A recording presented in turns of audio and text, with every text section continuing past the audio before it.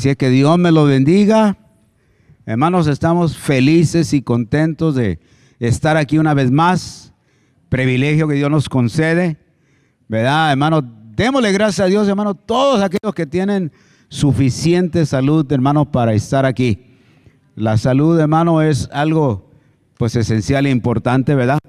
Y, hermanos, y sabemos, ¿verdad?, que de repente, hermano, pues algo sucede y no podemos estar, hermano, pero yo les digo, hermano, cuando puedan caminar y llegar, véngase a la iglesia, hermano, los domingos. Es el mejor lugar que podamos estar. Así es que mire, aquí, hermano, primera de Crónicas 29, David, hermanos, nosotros sabemos quién es David, el que agarró a Goliat por el poder de Dios, hermano, y lo mató, ¿verdad? Hermanos, él, hermano, tenía el deseo de haber construido el templo a Dios, pero Dios no se lo permitió. El privilegio, hermano, se lo dio a su hijo Salomón.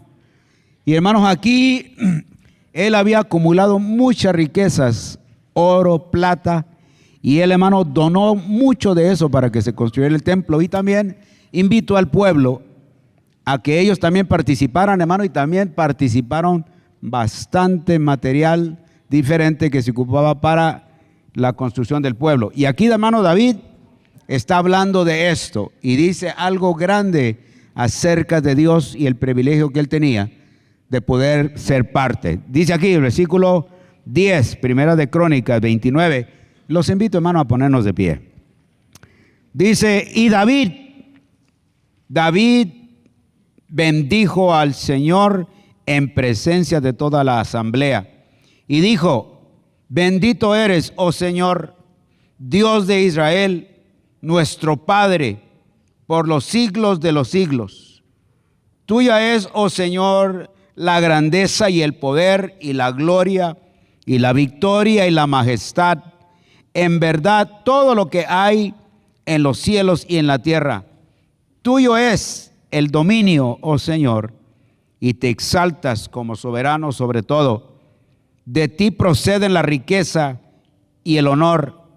Tú reinas sobre todo, y en todo tu mano están el poder y la fortaleza, y en tu mano está engrandecer y fortalecer a todos. Ahora pues, Dios nuestro, te damos gracias y alabamos tu glorioso nombre, porque ¿quién soy yo y quién es mi pueblo para que podamos ofrecer tan generosamente todo esto? Hermano, es un privilegio cuando nosotros podemos ofrecer, ¿verdad?, compartir, colaborar, hermano, con las cosas de Dios, con los caminos de Dios. ¿Verdad? ¿Verdad que es un privilegio? Hermanos, estamos en este lugar porque todos los que están aquí están colaborando, participando. Así decidimos, ¿verdad?, en lugar de hacer algo diferente, hermano, y es un privilegio. Y ahora, hermano, vamos a agradecerle a Dios, hermano, por ese privilegio que Dios nos concede de poder colaborar. Y le vamos, hermano, a adorar y bendecir, porque Él es bueno y para siempre es su misericordia. Padre Celestial, en esta hermosa tarde te damos gracias. Gracias, Señor, infinitas, porque, Señor, caminando en este mundo de tinieblas, de oscuridad, donde ahí andábamos todos nosotros en algún tiempo, Señor, arrojaste tu luz de tu evangelio, de las buenas nuevas de salvación, y nos sacaste de caminar en esas tinieblas. Y ahora, Señor, caminamos en la luz de tu palabra, con el poder de tu Espíritu Santo sobre nuestras vidas. Gracias, Señor.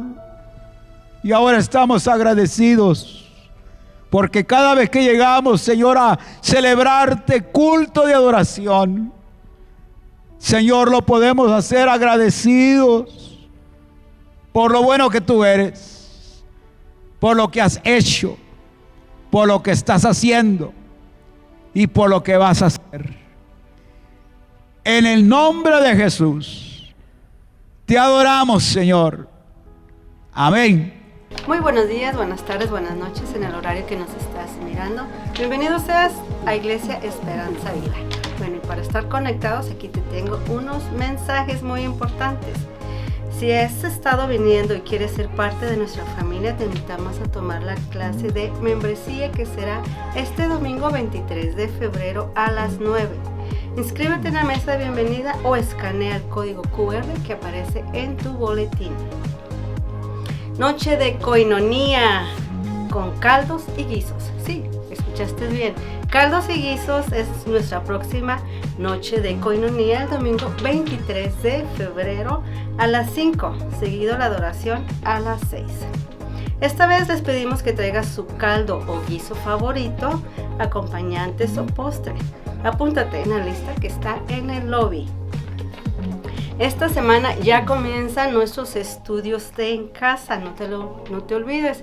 Si todavía no te has registrado, estás a tiempo. Después del servicio puedes hacerlo. Nuestro closet de la comunidad necesita voluntarios. Si deseas colaborar, están abiertos lunes y miércoles de 10 a 1 de la tarde. Si estás interesado, puedes contactar a Carolina Briceño. En la Iglesia Esperanza Viva te animamos a dar los próximos pasos para crecer en tu caminar espiritual. Y esto incluye conectarse a la vida de la iglesia y queremos formar parte de ese gran crecimiento. En el frente de tus asientos encontrarás códigos QR que te ayudarán a conectarse. Si nos visitas por primera vez, escanea el código QR de bienvenida y llena tu información para conectarse contigo. Si estás listo para servir, escanea servir para que un líder se ponga en contacto contigo. Si quieres soportar financieramente nuestra iglesia, hay diferentes formas fáciles de hacer. Escanea QR enfrente de tu silla y diga dar. O deja tu ofrenda en las cajas negras ubicadas en la parte trasera del santuario. Gracias por formar parte de nuestra iglesia Esperanza Viva. Que tengas una bendecida semana y ahora preparando tu corazón para escuchar palabra de Dios con nuestro pastor Carlos Briceño. Hasta pronto. Bye. Muy buenas tardes, hermanos y hermanas.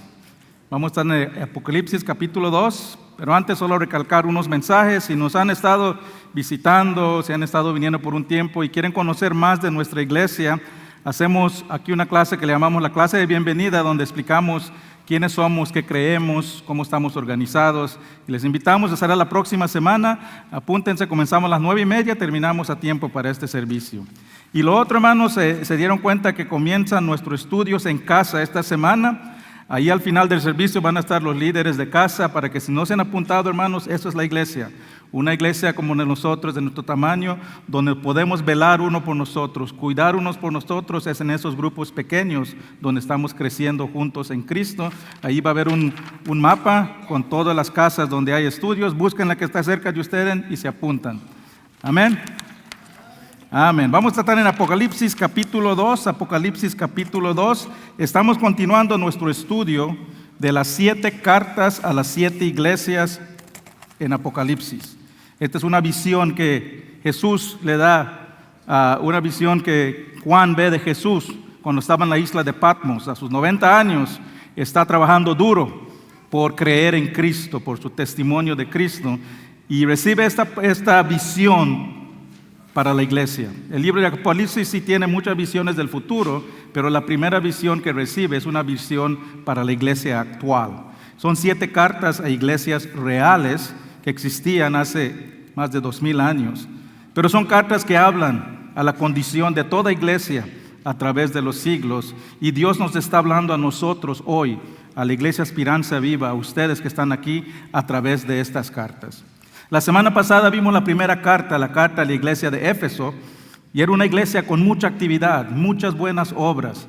Jesús los elogia por su servicio, por vivir una vida separada, por su sana doctrina, pero la iglesia había perdido su fervor que tenían cuando conocieron a Jesús por primera vez. Y a Jesús sí le interesan nuestras obras, pero le interesa más el corazón, la actitud, el motivo detrás de esas obras. Y les da el remedio, les dice, tienen que regresar a su primer amor, recordar lo que hacían antes, arrepentirse y volver a hacerlo. Hoy continuamos con la segunda carta. Esta es una carta a la iglesia de Esmirna. De las 7 iglesias, todas estas iglesias, vimos la semana pasada, vivían una cultura hostil, una cultura de severa persecución. Y 2 de estas iglesias no reciben ninguna condenación. Esmirna es uno, es el primero que no recibe condenación porque no habían sucumbido a las presiones del mundo. Eran faros todavía del evangelio que brillaban fuerte en un mundo oscuro, un mundo de sufrimiento. Y hermanos, les conté que al final del año cambiamos la serie que íbamos a comenzar porque yo sentí que Dios me estaba guiando a un estudio para decirnos qué iglesia queremos ser. Pero Dios tenía un plan y cada vez que estoy estudiando estos mensajes digo, esto es algo que está pasando en la iglesia ahora, no tiene que ver nada conmigo, con mi iglesia, sino con lo que está pasando en la iglesia. Y lo que vamos a ver hoy, el título del mensaje es Esmirna, la iglesia que sufre. Y somos una iglesia que estamos sufriendo, hermanos. Hemos tenido pérdidas los últimos meses y es un mensaje que Dios ya tenía preparado para este día. Vamos a la palabra de Dios a ver la iglesia de Esmirna que se mantuvo fiel ante la severa persecución. Pongámonos de pie en reverencia a la palabra de Dios, Apocalipsis capítulo 2. Apocalipsis capítulo 2 y voy a leer del 8 al 11. Dice la palabra de Dios. Y escribe al ángel de la iglesia de Esmirna, el primero y el postero, el que estuvo muerto y vivo, dice esto: yo conozco tus obras y tu tribulación y tu pobreza, pero tú eres rico. Y la blasfemia de los que dicen ser judíos y no lo son, sino sinagoga de Satanás. No temas en nada lo que vas a padecer. He aquí, el diablo echará a uno de vosotros en la cárcel, para que seáis probados, y tendráis tribulación por 10 días. Sé fiel hasta la muerte, y yo te daré la corona de la vida. El que tiene oído, oiga lo que el Espíritu dice a las iglesias, que vencerá. El que venciere no sufrirá daño de la segunda muerte. Padre Celestial, gracias te damos, Padre, por tu palabra perfecta. Tu palabra, Padre, escrita hace 2000 años a través de la inspiración del Espíritu Santo, nos está hablando el día de hoy, en nuestra condición de hoy, Padre. Ayúdanos, Padre, a tomar esta información que entra por nuestros oídos, en nuestras mentes, pero que se transforme y llegue a nuestro corazón. Y que este mensaje continúe después que dejemos este lugar y lo vivamos afuera, en nuestras casas, en nuestros trabajos, en cualquier lugar que estemos. Gracias, Padre, por el privilegio de compartir tu palabra perfecta. En el nombre de Cristo Jesús. Amén. Pueden tomar asientos, hermanos. Estos son los 3 puntos que vamos a ver. Están en su boletín, en la parte de atrás. Van a estar en la pantalla también. Estos son los 3 puntos que vamos a ver de esta iglesia de Esmirna. Una iglesia perseguida, una iglesia que sufría. Primero vamos a ver la iglesia consternada, después la iglesia consolada y después la iglesia compensada. Pero antes de comenzar en estos puntos, vamos a conocer un poco del contexto de la ciudad de Esmirna y la iglesia que estaba en esa ciudad.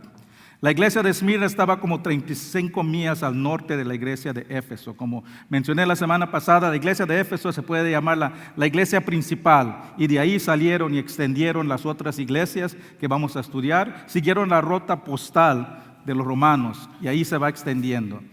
Y en esos tiempos era una ciudad muy próspera, como de 100,000 habitantes. Aún todavía existe en Turquía esa ciudad. No se sabe quién fundó la ciudad, pero ya llevaba más de 3,000 años de ser habitado. Había sido destruido varias veces por terremoto, por guerra, por fuego, y siempre fue reconstruida y siempre fue una ciudad próspera. Era conocida por muchos nombres: la flor de Asia, la primera en Asia en tamaño y en belleza, la ciudad de la corona, porque tenía un gran puerto donde llegaban barcos de todo el mundo con sus mercancías. Era una bella ciudad con un puerto rodeada de colinas que se semejaban a una corona, por eso se llamaba la ciudad de la corona. Era famoso por la producción de mirra, que era donde sale su nombre. Y esto era una goma amarga que provenía de un árbol como un arbusto, un árbol pequeño.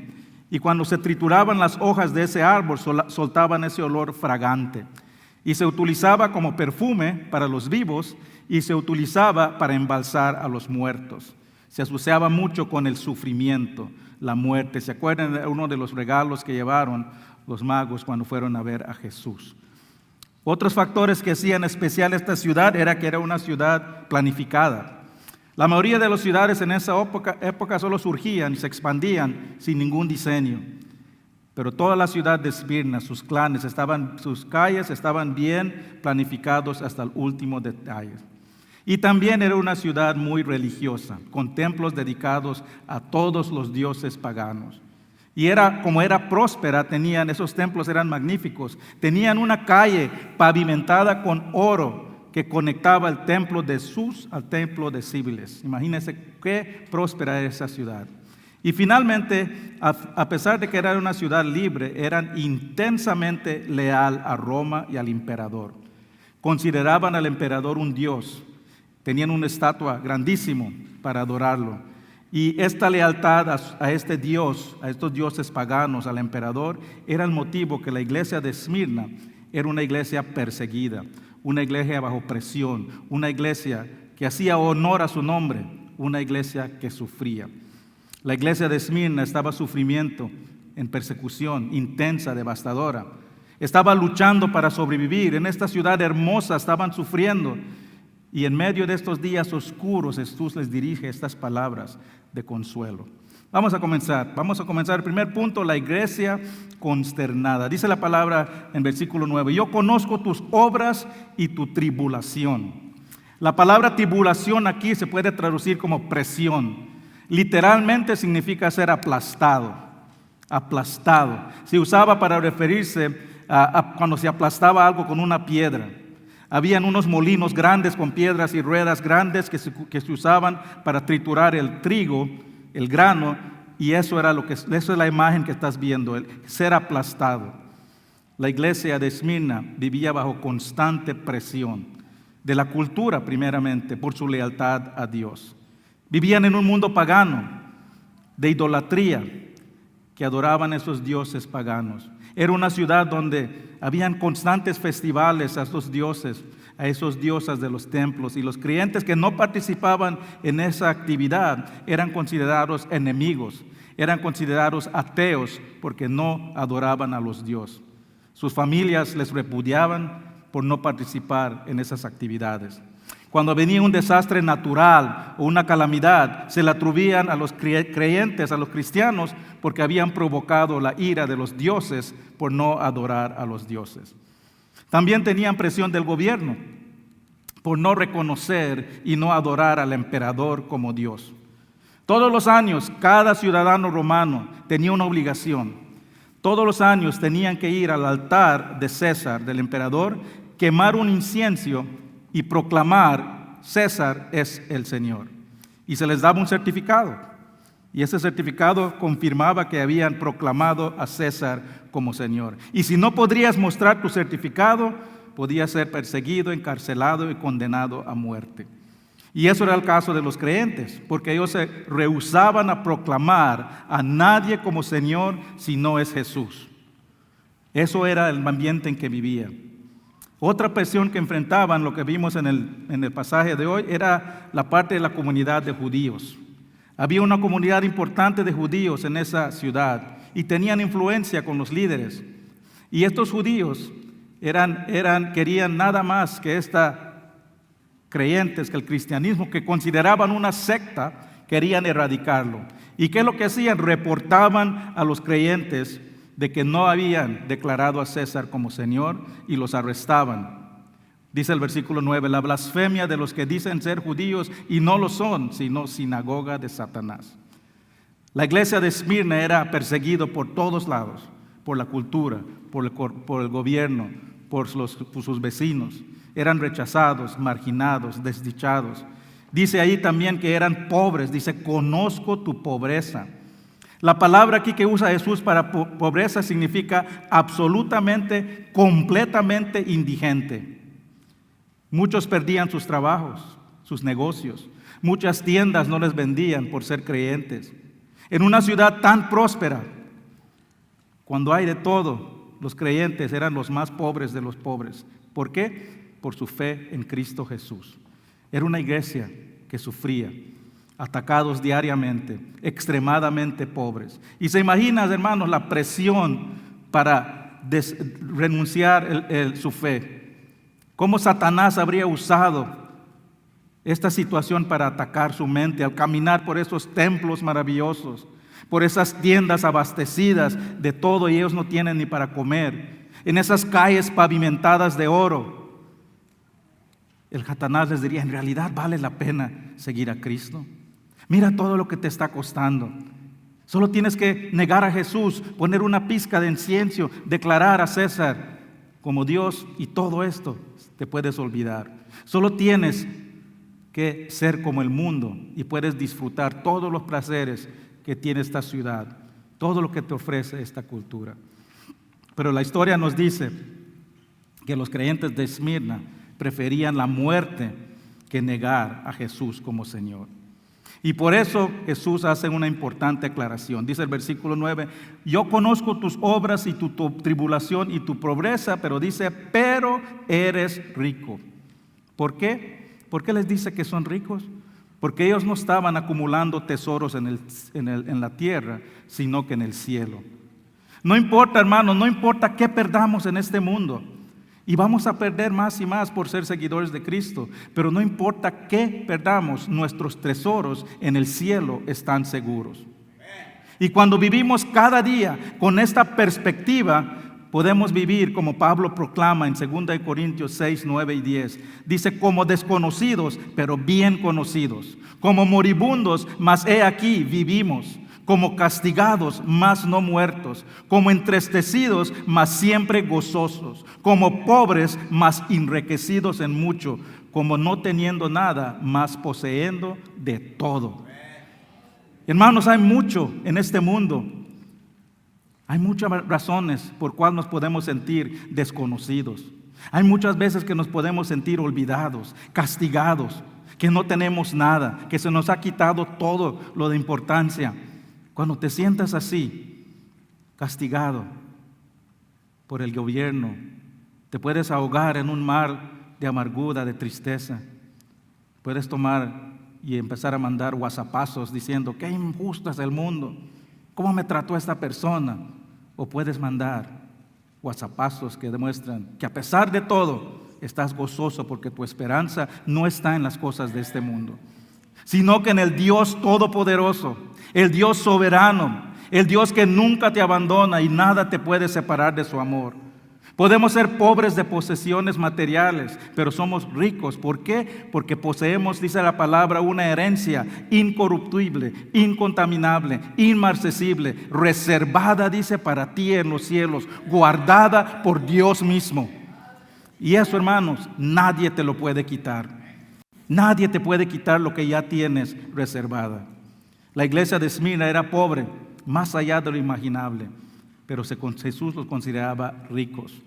Sus vidas diarias eran de sufrimiento, pero ellos no vivían lamentando lo que no tenían, sino que vivían gozosos de lo que tenían en Cristo. Dice, teniendo nada, ellos poseían todo. En esos terribles días de la tribulación de Esmirna, se dice que un creyente fue arrestado y fue encarcelado. Y le dijeron, si no retractas tu fe en Cristo, te vamos a exilar, te vamos a aislar de todo lo que tienes, de toda tu familia, de todas tus posesiones. Y él contestó, me puedes aislar, pero mi Jesús dice, nunca te abandonaré. Le dicen, te quitaremos todas tus propiedades, todas tus posesiones. Y él contestó, me puedes quitar lo que quieras, pero mis tesoros están depositados en el cielo, donde ninguna mano humana los puede tocar. Y le dijeron, si no renuncias, te condenaremos a muerte. Y él dijo, yo morí hace 40 años. Y mi nueva vida ahora está en Cristo y no la puedes tocar. ¿Por qué? Porque dice la palabra que no hay condenación para los que están en Cristo. Hermanos, si tú estás en Cristo, no importa qué estás pasando en este momento, no importa qué te han quitado, no importa el sufrimiento que estás pasando. Eso nadie te lo puede quitar. No hay condenación para los que están en Cristo. La iglesia de Esmirna estaba pasando y pagando un alto precio por su amor, por su servicio a Jesús, pero se mantenían fieles. Recuerden, hermanos, que Esmirna era famoso por la mirra, que salía un perfume fragante de ese arbusto, pero ese olor fragante solo se liberaba cuando se aplastaba las hojas del árbol. Así es cuando liberaba su aroma. Estas personas estaban siendo aplastadas bajo la terrible presión y sufrimiento. Pero cuando se aplastaron, liberaban esa fragancia de amor y de fidelidad a Jesús que todos podían oler. Hermanos, los lugares donde se está viviendo el mayor crecimiento y avivamiento es donde los cristianos, donde hay más persecución. Los lugares de más crecimiento, China, Irán, Cuba, son lugares donde está la presión. Gracias a Dios en este país no estamos llegando a ese extremo, pero cada día tenemos más presión de acoplarnos a los principios antibíblicos de la cultura. Cada día tenemos más presión. Nuestros hijos están entrando en escuelas, en universidades, en trabajos, que desde niños ya se les está indoctrinando en un mundo alejado de Dios, donde son considerados ignorantes por creer en Dios, donde son considerados ignorantes por creer en la Biblia. Se cuenta que había una niña, estaba en el kinder, y la maestra dice, si pueden hablar con una figura histórica, ¿con quién hablarían y qué le preguntarían? Y dice el niño, yo quiero hablar con Noé, dice, yo quiero preguntarle cómo subió todos esos animales en el barco. Y la maestra dice, niña, esos son cuentos de hadas, no son historias nada más. Esa la Biblia no son cuentos, no existe, es fantasía. Y aunque existiera el cielo, ¿quién te garantiza que está Noé ahí? ¿Cómo le vas a preguntar si no está Noé en el cielo? Y le dice, entonces si no está en el cielo, tú le preguntas cuando vaya al infierno. Le dice. Hermano, no importa qué perdamos en este mundo. Podemos perder derechos, propiedad, negocio. Podemos perder la cosa que más valoramos en este mundo. Pero podemos encontrar consuelo de que todo lo que hemos perdido, eventualmente lo perderíamos. Incluso si nos quitan la vida, eso nos libera nuestra alma para nuestra morada eterna. Nada que tenemos en este mundo lo podemos llevar con nosotros. ¿Cuántas veces han visto una procesión de funeral con un carro de U-Haul atrás? Nunca, no puedes llevar. Cuando te vas ya todo lo que tenías aquí queda aquí. Pero los tesoros que tenemos en el cielo nadie lo puede quitar. Y eso, hermanos, lo vamos a disfrutar para la eternidad. Todo lo que está aquí se corrompe, lo que está en el cielo es incorruptible. El mundo nos puede marginar, nos puede rechazar, nos puede olvidar, pero Jesús no nos olvida. Dice, yo conozco tus obras, yo conozco tu tribulación. Hermanos, Dios conoce todos los sufrimientos que estamos pasando. Y no solo lo conoce, se compadece. Hebreos 4, 15 y 16 dice, porque no tenemos un sumo sacerdote que no puede compadecerse de nuestras debilidades, sino uno que fue tentado en todo, de la misma manera que nosotros, aunque sin pecado. Por tanto, acerquémonos confiadamente al trono de gracia para alcanzar, ¿qué? Misericordia y hallar gracia cuando necesitamos ayuda. No hay ninguna tribulación, no hay ningún sufrimiento, no hay ninguna adversidad que puedes estar pasando en este momento que Jesús no comprende. Él entiende tus sufrimientos. ¿Por qué? Porque Él también sufrió en este mundo. Él conoce lo que es perseguido. Él conoce lo que es ser acusado falsamente. Él conoce lo que es ser traicionado por un amigo. Él conoce lo que es ser arrestado y encarcelado injustamente. Él conoce lo que es ser rechazado por su propia gente. Y hermanos, Él conoce el sufrimiento que causa la muerte. Dios conoce lo que es perder un ser querido. Y es por eso que en medio de las tribulaciones, en medio de tiempos de necesidad, dice la palabra ahí que nos podemos acercar confiadamente a Él, a recibir misericordia. Primera de Pedro dice que en tus ansiedades, pon tus ansiedades, echa tus ansiedades sobre Jesús. ¿Por qué? Porque Él cuida de los que perecen.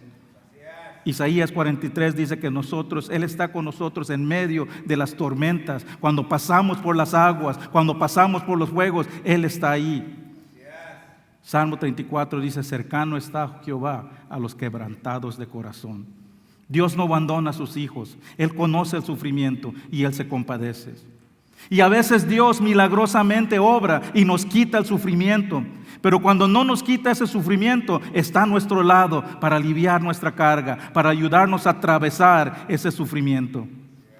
Mateo 11 dice, llevad mi yugo sobre vosotros y hallarás descanso para vuestras almas.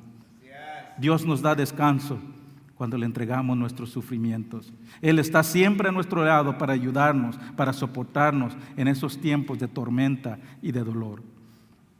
Vamos al siguiente punto, la iglesia consolada. Esta carta continúa con unas palabras de consuelo para esta iglesia que estaba sufriendo. Le dice el versículo 10, no temas en nada lo que vas a padecer. Lo interesante de este versículo que me llama la atención no es solo que dice no temas, sino lo que no dice después de esto.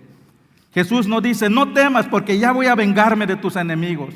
No dice no temas porque ya se van a poner mejor las cosas. No dice no temas porque pronto va a terminar el sufrimiento y ya va a venir tu prosperidad.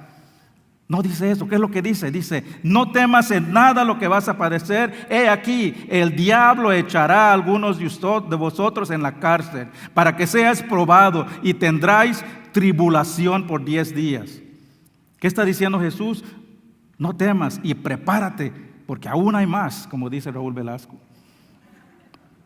Como decía una tía de mi esposa, aprieta la guacha, que ya viene más. No dice todo va a estar bien. No, sino vienen días de encarcelamiento. Y hermanos, los cárceles en ese tiempo no eran cárceles como ahora. No eran cárcel para recapacitar, para restaurar a las personas. No eran cárcel con su televisión y sus teléfonos y haciendo WhatsApp ahí en la cárcel. No sé si había eso por esos tiempos todavía. Las cárceles romanos, hermanos, era solo para esperar tu ejecución. La única manera de salir de la cárcel, como me comentó el hermano, es con los pies por delante, ¿no? Muerto. Así salías de la cárcel. Era un tiempo solo para prepararte para ir a tu espada, a quemarte vivo, a arrojarte a los animales. Era una tortura. Hermanos, la Biblia no promete una vida libre de sufrimiento, aún a los creyentes. Al contrario, afirma que vamos a padecer, afirma que vamos a ser perseguidos. Según Timoteo 3:12 dice, y también todos los que quieren vivir piadosamente en Cristo Jesús padecerán persecución.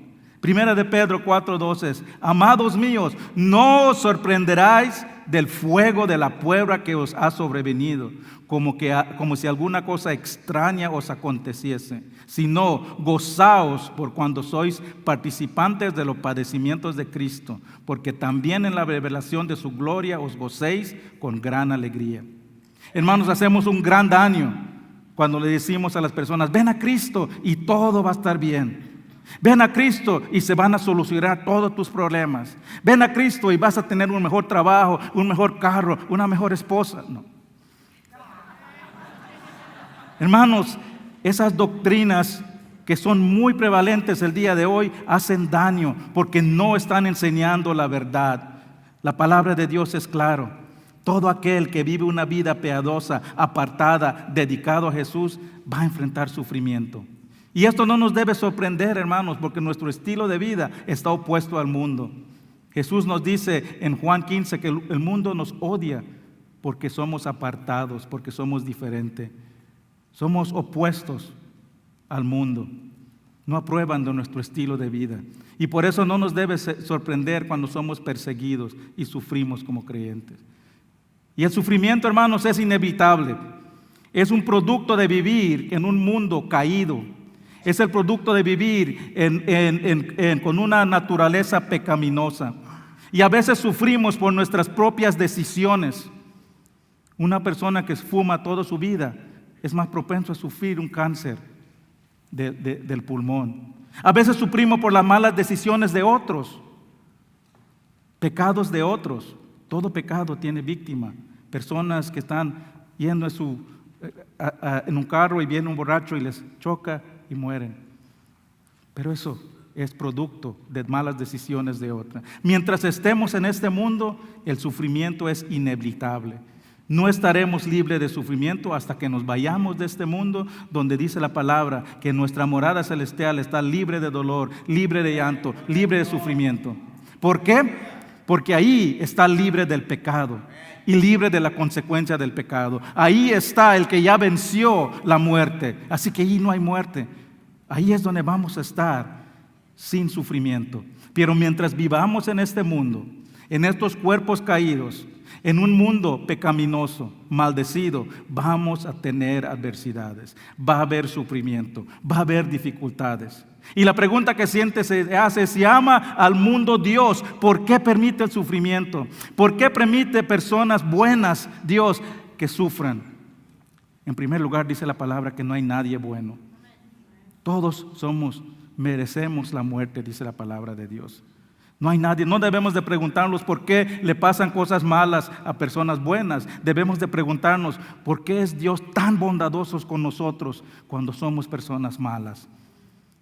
Mientras vivamos en este mundo, vamos a tener sufrimiento. Eso no nos debe sorprender. No nos debe sorprender en el sufrimiento en el mundo. Y aquí dice este versículo que debemos estar gozosos. ¿Por qué? Porque dice la palabra que Él obra en todo, en lo dulce, en lo amargo, en lo bueno, en lo malo. Él obra en todo para cumplir sus propósitos. ¿Para quién? Para que lo ama.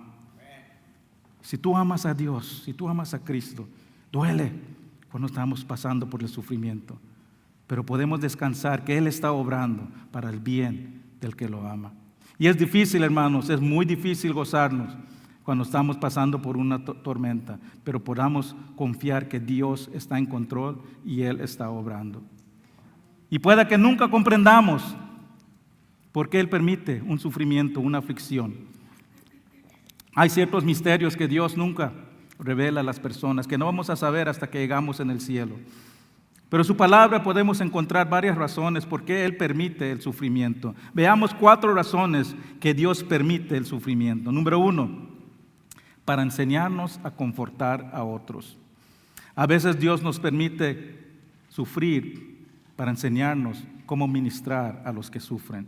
Segunda de Corintios 1, 3, 4 dice: bendito sea el Dios y Padre de nuestro Señor Jesucristo, Padre de misericordias y Dios de toda consolación, el cual nos consuela en nuestras tribulaciones. ¿Para qué?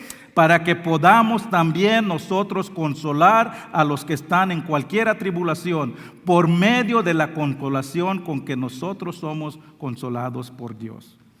Una persona que ha pasado por una adversidad, por un sufrimiento, y ha sido consolado por Dios, conoce esa situación, conoce ese sufrimiento, y está en el lugar propicio para consolar a otros pasando por lo mismo. Dice la palabra que cuando vemos a las personas sufrir, debemos de tener compasión. ¿Qué significa esto? Sentir lo que ellos sienten. Pero es difícil tener compasión si no has pasado por lo que esa persona está pasando. Mis padres ambos fallecieron de cáncer y en sus últimos meses eran meses del hospital, de la emergencia, de estar sentado esperando, de estar en los cuartos de hospitales esperando los 2 minutos que va a venir el doctor para ver qué va a pasar. Cuando yo escucho que una persona está en el hospital, hago todo lo posible para verlos y estar ahí y orar con ellos, porque yo siento lo que están pasando. Yo sé exactamente la angustia que está sintiendo esas personas y sus familiares.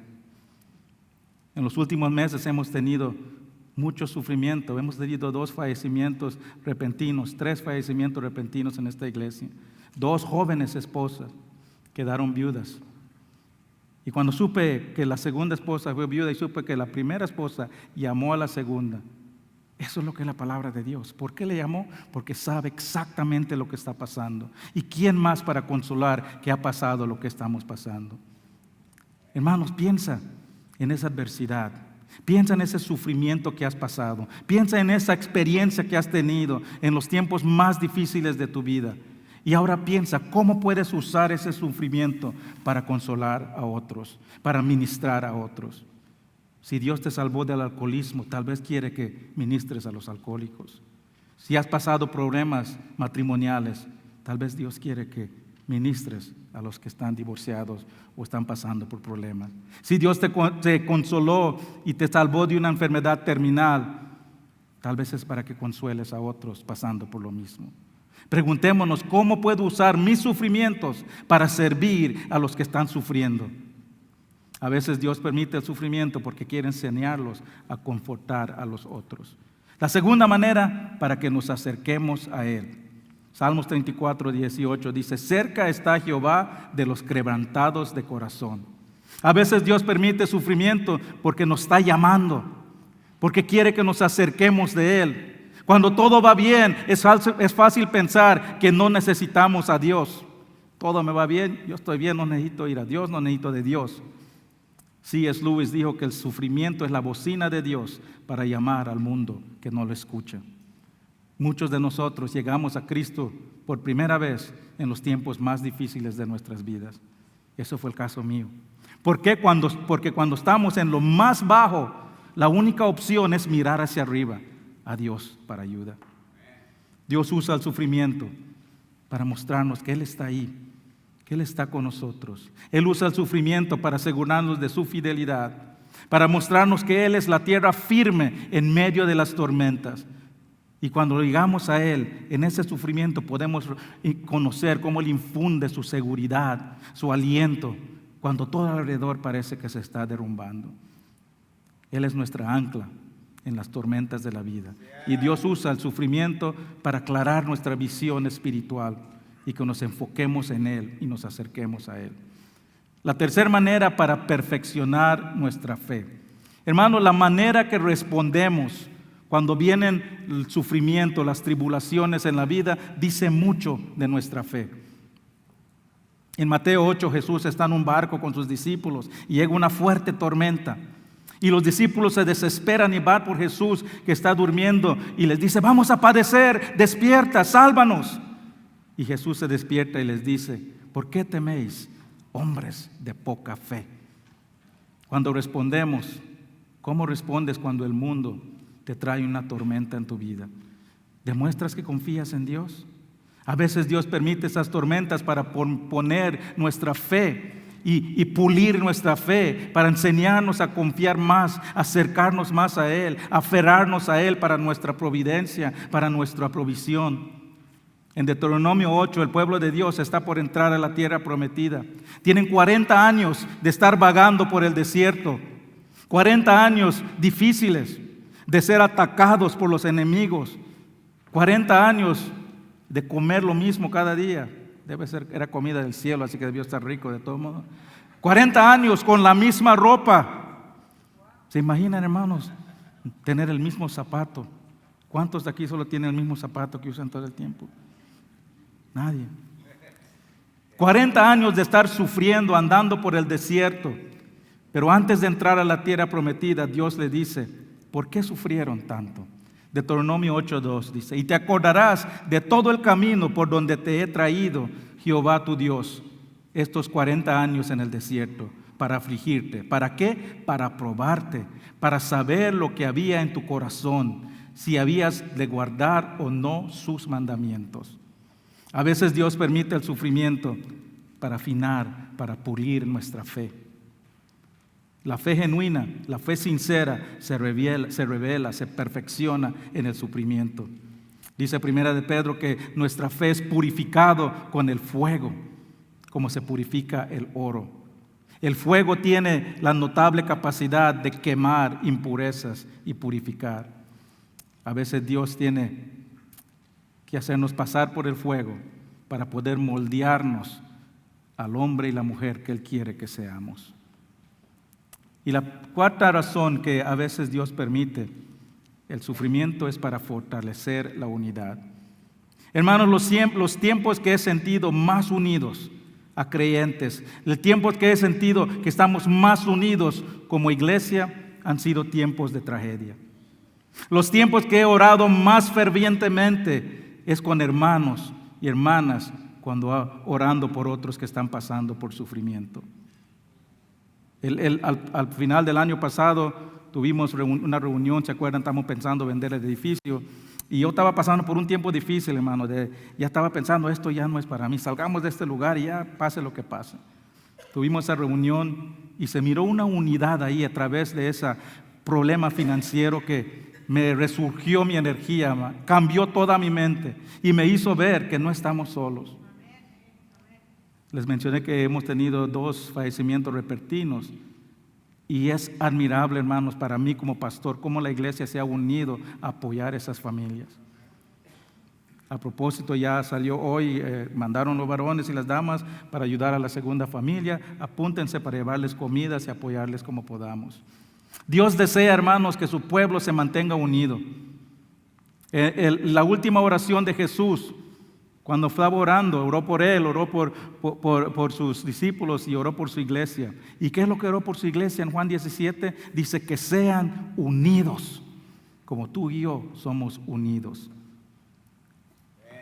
Romanos 10, 5, 10 y 15 dice, así nosotros, siendo muchos, somos un cuerpo en Cristo y todos miembros los unos de los otros. Amaos los unos a los otros con amor fraternal, en cuanto a honra, prefiriéndoos los unos a los otros. Gozaos con los que se gozan y llorad con los que lloran. Hermanos, muchas veces permitimos que cosas de pocas consecuencias nos dividan. Alguien dice algo, alguien hace algo que no te gustó, alguien te miró de una manera que no te gustó, alguien mandó un whatsappazo ahí que te ofendió. Y en vez de tratarlo de la manera que Jesús dice, nos apartamos de esa persona. Mejor ya no le hablo. Y eso crea fracturas en la iglesia. Y esas fracturas se convierten en grietas sin darnos cuenta. Pero en tiempos de adversidad, en tiempos de sufrimiento, nos olvidamos de esas cosas pequeñas y nos enfocamos en lo que realmente es importante. Y que una tragedia puede cambiar nuestra vida por siempre. Y nos damos cuenta, hermanos, que esta vida es como un suspiro y nos enfocamos más en lo que nos une que en lo que nos divide. En los tiempos de sufrimiento que nos unimos en oración, velando unos por nosotros, simplemente estando ahí por las otras personas. Eso es la iglesia. Y eso es lo que Dios quiere de su iglesia. Fuimos creados para estar unidos. Fuimos creados para velar unos por los otros. Mira cómo comenzó la primera iglesia. En Hechos 2 dice que hacían, se reunían todos los días. Estos grupos que hacemos en casa, eso es la iglesia. Reunidos en casa, grupos pequeños, velando unos por nosotros. Eso no lo podemos hacer si nos vemos solo una vez a la semana, por hora y media. Y esa es la función de la iglesia local. Hay muchos pastores, iglesias grandes, pastores de televisión muy buenos, pero esos pastores no van a ir a tu casa a llevarte una comida cuando te enfermes. Esos pastores no van a estar ahí llorando contigo. Eso es la iglesia. Y a veces Dios permite ese sufrimiento para que veamos y nos enfoquemos en lo que es real, en velar por los otros, unos por los otros. En tiempos de sufrimiento es cuando se puede ver a la iglesia unida, cuando oramos por los hermanos y las hermanas. Ahí es cuando cuidamos por los necesitados. Hermano, mientras estemos en este mundo vamos a tener adversidades, va a haber tiempos de sufrimiento. Ese es el resultado de vivir en un mundo caído, con una naturaleza pecaminosa. Pero Dios nunca desperdicia una experiencia o un sufrimiento para usarlo por sus propósitos. Dios nunca desperdicia el sufrimiento, siempre hay un propósito. Cuando estás pasando por esos momentos de tribulación, aférrate a Dios, pídele discernimiento para entender su propósito a través de tu sufrimiento. Eso nos lleva al último punto. Ya vimos la iglesia consternada, la iglesia consolada. Ahora veamos la iglesia compensada. Dice el versículo 10. Sé fiel hasta la muerte y yo te daré la corona de la vida. Jesús le dice, estás sufriendo, sé que estás perseguido, sé que estás siendo aplastado, sé que estás en pobreza, sé que estás en persecución. Y vienen días más difíciles, vienen días de encarcelamiento. Te va a costar mucho mantenerte como mi seguidor fiel, por ser mi testigo en esta ciudad de Esmirna. Pero cuando te mantienes fiel, tendrás tu recompensa. Y esa recompensa, dice, es la corona de la vida. Y la corona que se habla aquí es la corona de laurel que se le daba a los ganadores cuando estaban en los juegos en la antigua Grecia. Esta iglesia parecía un grupo de perdedores, pero en realidad eran poderosos vencedores. Estaban sufriendo en este mundo por su fidelidad, por proclamar a Jesús. Pero llegaría el día donde iban a estar reivindicados y recibirían su corona de vida como recompensa. ¿Y qué es la corona de la vida? La corona de la vida es la recompensa para los que se mantienen fieles a Dios en medio de las pruebas, de las adversidades, del sufrimiento. Santiago 1:12 dice: bienaventurado el hombre que persevera bajo la prueba, porque una vez que ha sido aprobado, recibirá la corona de la vida que el Señor ha prometido a los que le aman. Hermanos, todos tendremos un día de juicio. Todos, creyentes y no creyentes. Pero el juicio del creyente es muy diferente, porque no va a ser un juicio para decidir si entras al cielo, sino que va a ser un día para probar tus obras, un juicio para probar tus obras y para librarte de las impuridades. Am I bad again? Va a ser un juicio para librarnos de las impuridades. Va a ser un juicio para recibir nuestras recompensas. Dice la palabra que todo lo que pase por ese fuego va a recibir su recompensa. Pero lo más maravilloso no solo que recibimos recompensa, sino lo que no recibiremos. Dice el versículo 11, y el que venciera no sufrirá daño de la segunda muerte. El que llega al día de juicio sin haber entregado su vida a Cristo va a recibir una segunda muerte. Y esa segunda muerte va a ser una muerte eterna, eterno tormento, eterno sufrimiento, eterno dolor. Hermanos, esa es la realidad. Dios es un Dios de amor, pero es Dios y un Dios justo. Y la justicia demanda que haya una consecuencia por el pecado. Pero el fiel seguidor de Cristo, el que ha puesto su fe en Cristo, ya con su corazón ya recibió a Cristo, ya se pagó el castigo para ese pecado. Y el que ha puesto, el seguidor tendrá vida eterna. Por su fe, la iglesia de Esmirna había obtenido la corona de la vida. En victoria llegarían, en la gloria cuando lleguen en su casa. Gracias a Dios, hermanos, que lo que nos espera en ese mundo es mucho más de lo que tenemos aquí. En un mundo como el nuestro, donde abunda la maldad, la oscuridad, la oposición a nuestra forma de vida, hay una tendencia de diluir el mensaje de Jesús, de retirarnos del ámbito público, de esconder nuestra fe en las cuatro paredes de la iglesia, donde no somos perseguidos, donde no nos critican, donde nadie se opone a lo que decimos. Pero no podemos impactar al mundo para Cristo si nos escondimos de nuestra fe. Detrás de las paredes de la iglesia no podemos alumbrar la luz de Jesús. Necesitamos salir de nuestra zona de confort y volver a entrar a este mundo oscuro con el mensaje de salvación. Necesitamos proclamar a Jesús sin temor, sin temor de nuestras vidas, y darnos testimonio.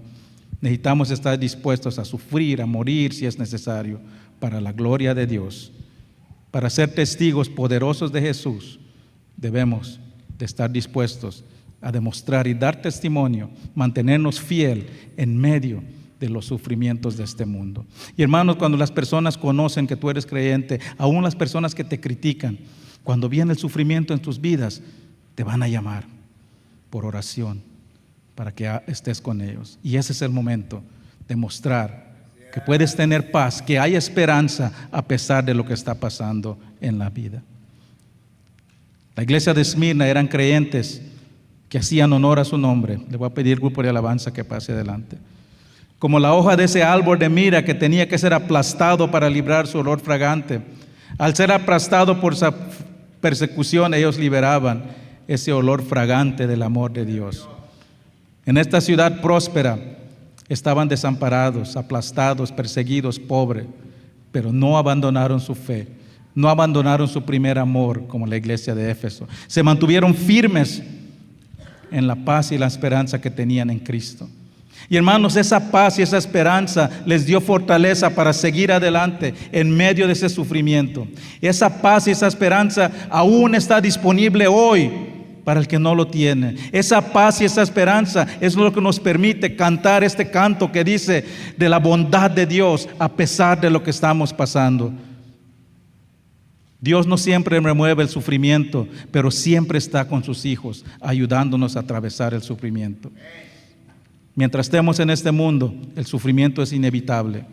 O has pasado, o estás pasando, o vas a pasar por una tormenta. Y si no conoces a Jesús, si no has entregado tu vida a Jesús, no tienes un ancla firme para soportar esas tormentas de la vida. Y esta tormenta no terminará cuando dejes este mundo, sino que continuará para la eternidad, donde estarás eternamente separado de Dios, en sufrimiento eterno, en tormento eterno. Pero eso puede cambiar hoy. Hoy puedes recibir la salvación de Dios. Hoy puedes recibir la corona de la vida y reservar tu lugar en ese lugar, en la presencia de Dios para la eternidad, libre de sufrimiento, libre de dolor, libre de llantos, libre de lágrimas. Si Dios ha tocado tu corazón hoy, si has sentido ese llamado hacia Él, no lo ignores. Hoy es el día de salvación, dice la palabra de Dios. Hay personas enfrente que van a estar. Pongámonos de pie, vamos a cantar este canto. Si Dios ha tocado tu corazón, pasa adelante. Y si Dios ha estado contigo en estos sufrimientos, gloria a Dios, pasa adelante a darle las gracias. El altar está abierto, no tengas miedo. Necesitas oración, hay personas aquí adelante que pueden orar por ti. Padre Celestial, te damos gracias, Señor, por este maravilloso ejemplo de los creyentes de la iglesia de Esmirna. Gracias por el testimonio que nos dejaron hace 2000 años, que nos fortalecen hoy. Gracias por ese modelo de fidelidad que debemos tener, sin importar lo que se nos presente, sin importar la persecución, sin importar el sufrimiento. Ayúdanos a mantenernos firmes a pesar de las circunstancias de la vida. Ayúdanos a demostrar esperanza, esa esperanza que tenemos en ti, a pesar de los sufrimientos en la vida. Y recuérdanos que no importa que perdamos en este mundo, nada ni nadie nos puede separar de tu amor y nada nos puede robar la corona de la vida cuando estemos en tu presencia. Haznos una iglesia triunfante y fiel para tu gloria. En el nombre de Cristo Jesús. Amén. Si Dios ha tocado tu corazón, pasa adelante, no tengas miedo. Si estás pasando por un sufrimiento, necesitas oración, pasa adelante. Si quieres solo alabar a Dios y darle gracias por estar contigo, pasa adelante.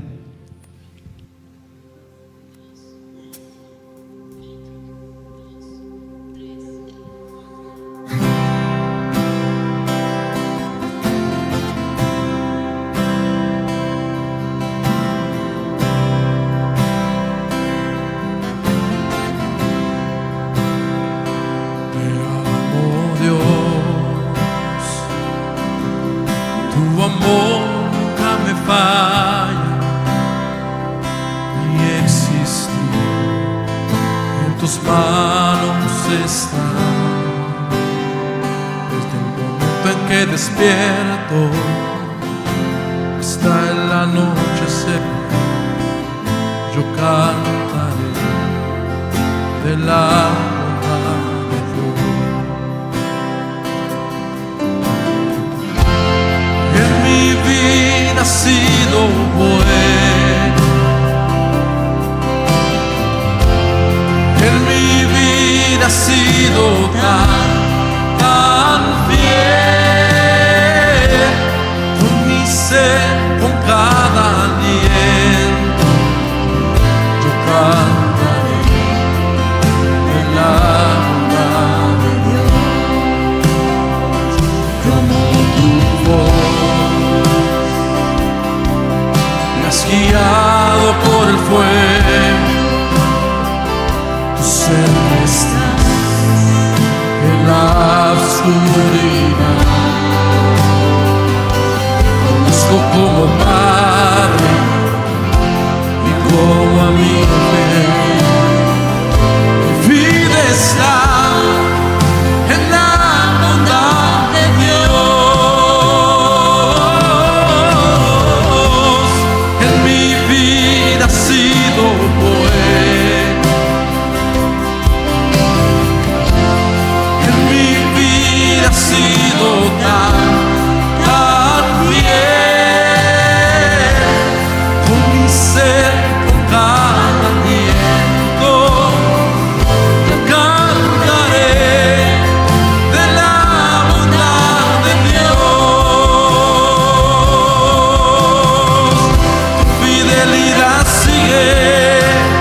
persiguiéndome.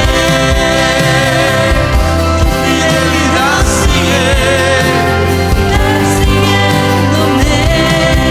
Todo lo que soy te lo entrego hoy, a ti me rendiré. Tu fidelidad sigue persiguiéndome. Tu fidelidad sigue persiguiéndome. Oh, tu fidelidad sigue persiguiéndome. Todo lo que soy te lo entrego hoy, a ti me rendiré. Tu fidelidad sigue persiguiéndome.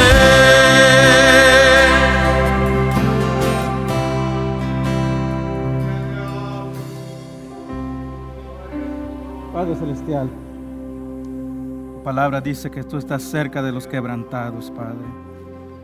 Padre, y levanto esos corazones quebrantados hoy en día, Padre, que están aquí con nosotros, Padre. Te pido que los tengas ahí, Señor, que sientan tu presencia y tu paz. Que sientan el apoyo de tu iglesia, Padre. Que tengamos esa compasión que tú tuviste cuando miraste a tu pueblo y oraste. Gracias, Padre, por tu palabra que siempre nos redarguye, Señor, y nos recuerda que nuestra esperanza no se encuentra en este mundo, que no importa quién esté en el gobierno, no importa qué esté pasando a nuestro alrededor, no importa la circunstancia que estemos viviendo, tu fidelidad y tu amor nunca cambia. Perdónanos, Padre, cuando no reconocemos tu bondad por nosotros cada día. Cuando tomamos esas cosas que tú nos das cada día a la ligera. Ayúdanos, Padre. Ayúdanos a poder discernir tu propósito en medio de estos sufrimientos que pasamos.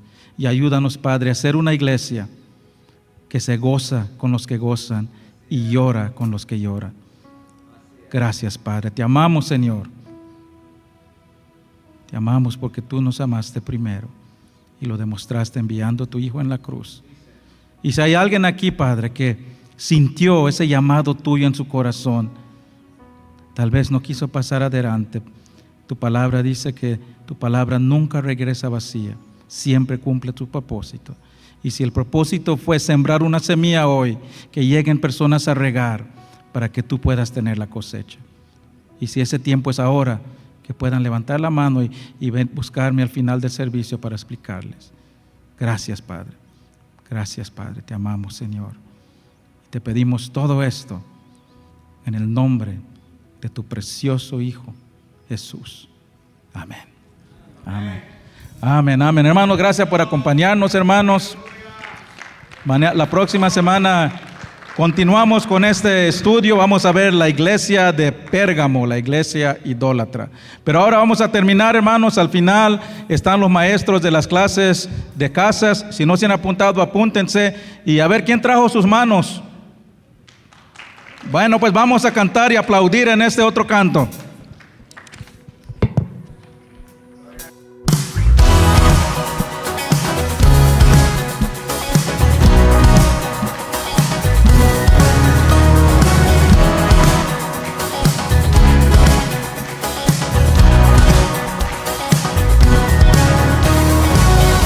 Más allá de lo que hoy no veo, la confianza en mí va creciendo. Fortaleza de todos los tiempos, tú eres fiel, tú eres fiel. Cantaré en canción mi lamento, en el valle de sombra te creo. Tu amor hasta aquí ya no temo, tú eres fiel. Tú eres fiel, la tierra cantará, el cielo escuchará. Todo lo puedo, en Cristo puedo, cimientos temblarán, cadenas caerán. Todo lo puedo, en Cristo puedo, nada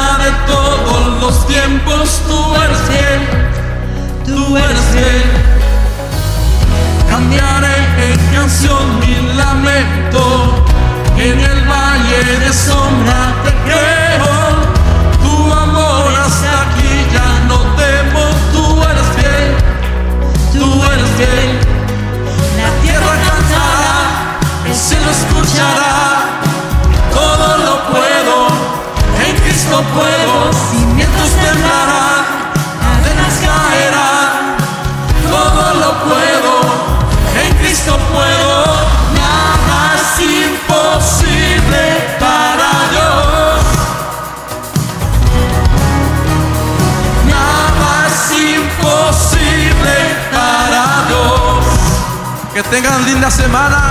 Dios los bendiga.